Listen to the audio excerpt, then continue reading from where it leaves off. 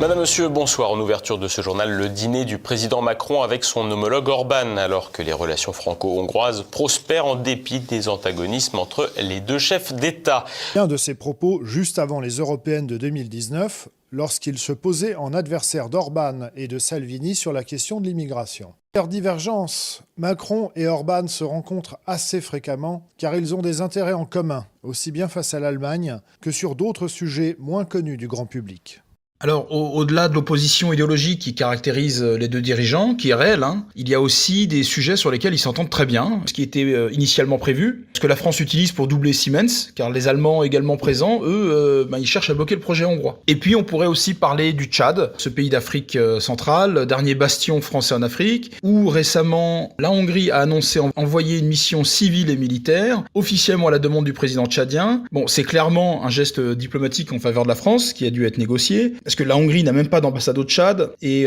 c'était pas un pays qui, on va dire, est habitué à réaliser des opérations extérieures de sa propre initiative. Donc on peut imaginer que la présence de militaires hongrois sur place complique la tâche à Wagner, qui entoure le Tchad et encadre des rebelles qui aimeraient bien faire tomber le régime pro-français à N'Djamena. Donc voilà, si Macron et Orban ne sont pas du tout sur une même ligne politique, si ils adorent se détester dans leurs médias respectifs, il n'empêche qu'ils sont tous les deux pragmatiques